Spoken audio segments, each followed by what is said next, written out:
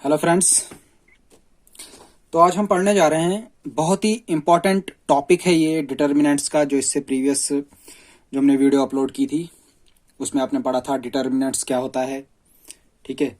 उसके बाद पढ़ा था आपने how to find out determinant of a square matrix of order 2 and order 3 respectively.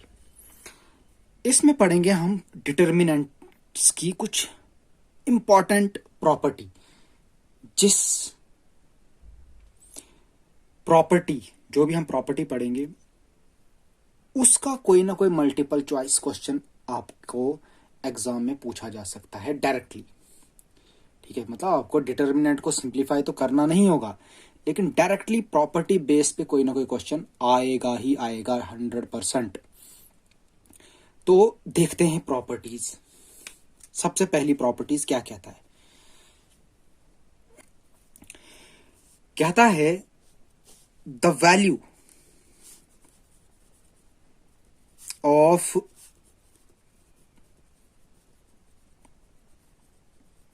determinant does not change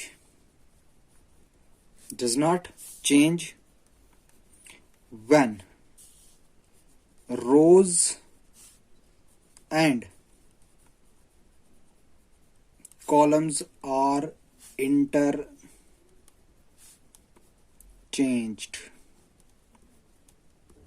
क्या कहता है? बोलता है डिटर्मिनेंट की वैल्यू चेंज नहीं होगी अगर आप किसी भी डिटर्मिनेंट का या तो रोज या तो कॉलम को इंटरचेंज कर दो। क्या बोल रहा है ये? अगर आपके पास ए डिटर्मिनेंट है इस तरीके से 1 2 3 4 5 6 7 8 9, तो इसकी कुछ ना कुछ वैल्यू आएगी, ठीक है। इसकी कुछ ना कुछ वैल्यू आएगी जब हम इसको सिंप्लीफाई करते हैं, ठीक है ना। विद रेस्पेक्ट टू रो करते हैं या विद रेस्पेक्ट टू कॉलम करते हैं, इसकी कुछ ना कुछ वैल्यू आएगी। अगर बोलता है इसी मैट्रिक्स को आप क्या कर दो, ये फर्स्ट रो में ऐसे रखता हूं 1 2 3 और सेकंड रो बना देता हूं 7 8 9 और थर्ड रो बन जाती है 4 5 6। तो जो इस मैट्रिक्स की वैल्यू आएगी सपोज एक्स आई, तो इस वाले की भी एक्स ही आएगी। ये है पहली बात, ठीक, समझ आई। अब पढ़ते हैं अगली। अब दूसरी बात क्या कह रहा है?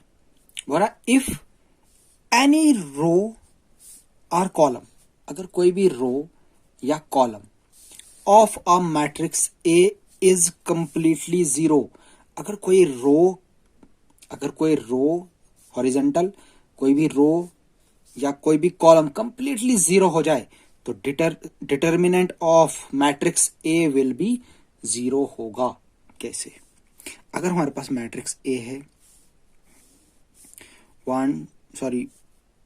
2 3 4 1 2 3 6 7 8, तो कुछ भी हो सकता है। ये हमारे पास मैट्रिक्स है, ये हमारे पास मैट्रिक्स है। हम क्या कर रहे हैं, या तो इसकी एक रो को या तो इस रो को जीरो कर दूंगा या तो इस कॉलम को जीरो कर दूंगा, ठीक है। सपोज हमारे पास ऐसे आ जाएगा matrix, if first row becomes zero, अगर पहली रो जीरो हो जाएगी तो हमारे पास क्या आएगा? मैट्रिक्स हमारे पास क्या आएगा? तो ए आएगा हमारे पास, फर्स्ट रो जीरो कर देनी है, 0 0 0 1 2 3 6 7 8। तो बोलता है, क्या बोलता है कि अगर आप इस मैट्रिक्स का निकालते हो डिटर्मिनेंट तो वो आएगा जीरो। तो देखो, जब मैं विद रेस्पेक्ट टू दिस निकालूंगा जीरो, तो जीरो वैल्यू होगी, तो इसका लग जाएगा, इस वाले का निकालने पड़ेगी वैल्यू, ठीक है ना। मैट्रिक्स लग जाएगा इसका, इसकी वैल्यू निकालनी होगी। तो ये ये जीरो, ये वाला कॉलम और ये वाला रो क्या हो जाएगा, खत्म हो जाएगा। तो इसकी निकलेगी वैल्यू, जिनको माइनर बोलते हैं। तो जो इसका माइनर निकलेगा उसको मल्टीप्लाई करूंगा जीरो के साथ, क्या आएगा, जीरो, खत्म।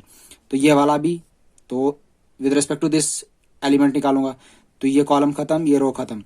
तो इन इस 1 3 और 6 8 की जो वैल्यू निकलेगी जब मल्टीप्लाई होगा जीरो के साथ, खत्म। सो सिमिलरली इसका भी जीरो के साथ, तो लास्ट पे आपके पास क्या बचेगा, जीरो। ठीक है, समझ आई। तो ये था सेकंड। फ्रेंड्स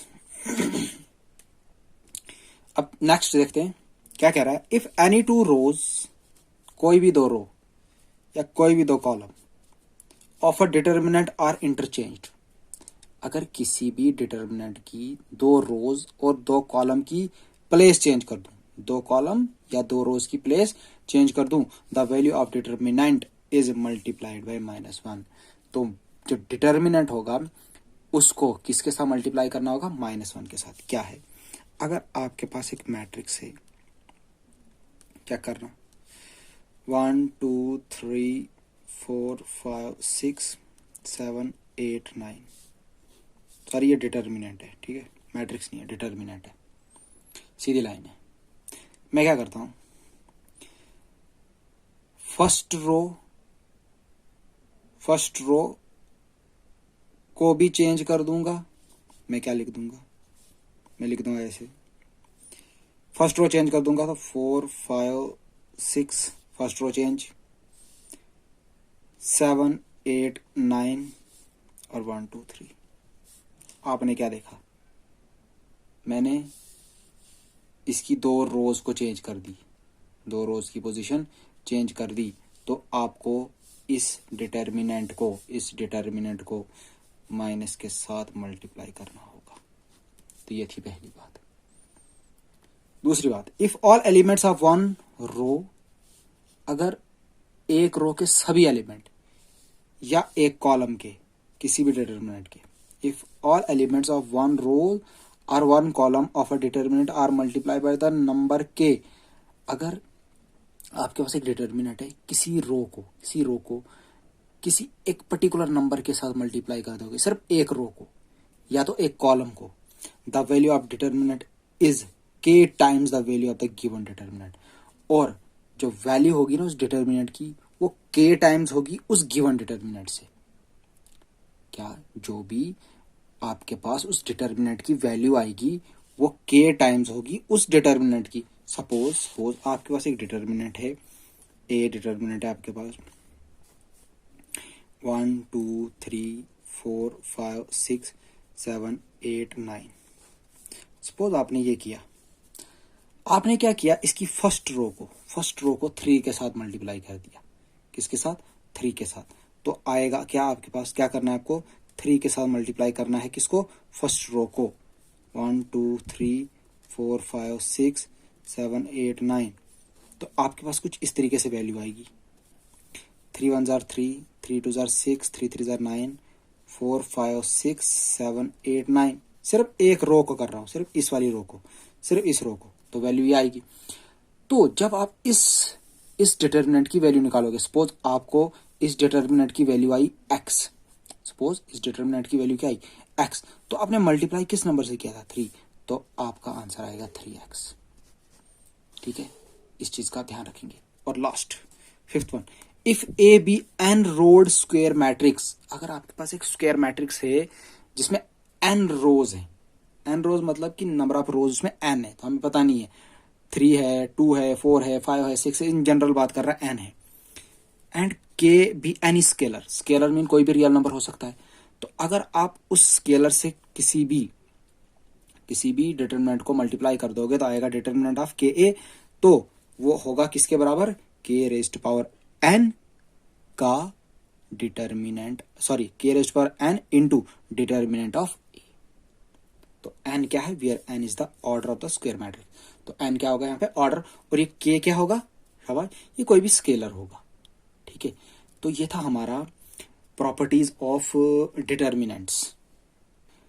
नेक्स्ट देखते हैं क्या कहता है, अगर हमारे पास डिटर्मिनेंट है ए बी डिटर्मिनेंट, ठीक है, मतलब दो मैट्रिक्स होंगे हमारे पास ए और बी, उनकी जब हमने प्रोडक्ट की, मल्टीप्लाई किया जब हमने दो को, उसका जब हम डिटर्मिनेंट निकालेंगे तो determinant of A into determinant of B होगा, मतलब ये वाली चीज इसके बराबर होगी। ठीक है, अगर हम दो मैट्रिक्स लेते हैं, उनको मल्टीप्लाई करते हैं, तो जब मैं उसका डिटर्मिनेंट निकालता हूं तो वो individual determinant of A into determinant of B के बराबर होगा। ठीक है, एंड बेस्ड ऑन दिस, इसी बेस पे हम एक बात कहना चाहते हैं कि A raised power N, determinant of A raised power N is equals to determinant of A whole raised power N. ठीक है, पहले ए के ऊपर पावर एन है, फिर ये पूरे के ऊपर, मतलब हम क्या करना है, हमें क्या करना है, पहले हम डिटर्मिनेंट वैल्यू निकालेंगे। ठीक है, डिटर्मिनेंट का पावर एन करेंगे तो वो वैल्यू, और अगर ए की पावर एन का डिटर्मिनेंट निकालेंगे तो वो दोनों वैल्यूज क्या होंगी, same, where N is the order of square matrix.